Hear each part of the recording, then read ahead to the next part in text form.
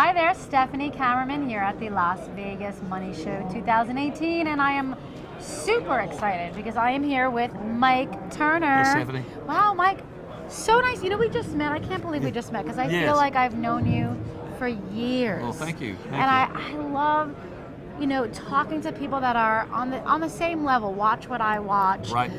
Really, no guessing. No guessing. Yes, that is your biggest thing.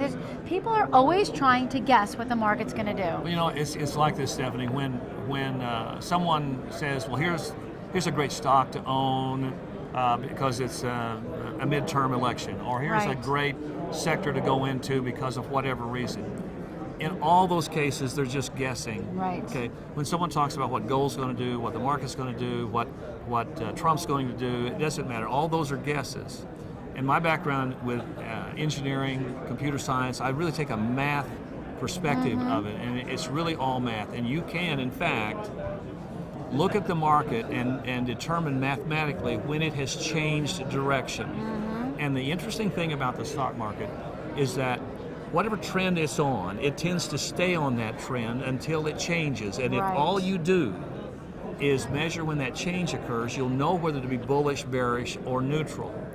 And the thing that's really important in what I do is that I don't look at a stock first, or a sector first, or an industry first.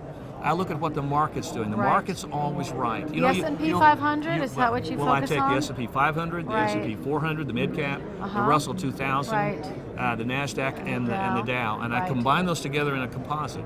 Okay. And, you know, a lot of times people will say, and they've heard on TV and other places, that, well, you know, the market's just wrong, okay, about whatever it is. And market's always right. The market is always right.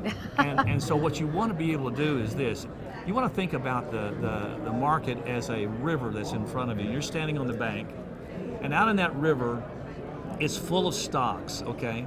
And some stocks are swimming upstream, and some stocks are swimming downstream. Right.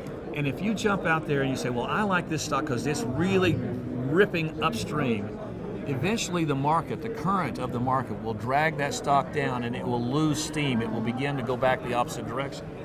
You're way better off to put your money into those stocks that are swimming with the current, that are going downstream. And that's what I do. So in a bullish environment, which I can measure mathematically, I only want to be in fundamentally strong, uptrending stocks that are moving with the market. Correct. In a bearish environment, I want to be in inverse ETFs or short the market. I don't want to own a long position in a bear market. I don't want to own a short type position in a bull market. And if I'm not in a bull market or a bear market, I'm in cash. And that's another thing that's so important, is a lot of people are afraid to go to cash. But do you know that if you have a bear market coming up, and let's just say that the market's going to drop, say, 50%. If you get out before that 50% goes down and you just go to cash, you don't do anything, you don't even go short.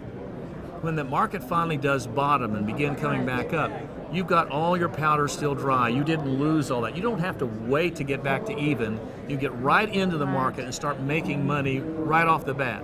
So many people that do a buy and hold, which I'm totally opposed to, they'll buy and hold, they'll go all the way down to the bottom, and they've been talked into the fact that the market always comes back. Well, it does always come back.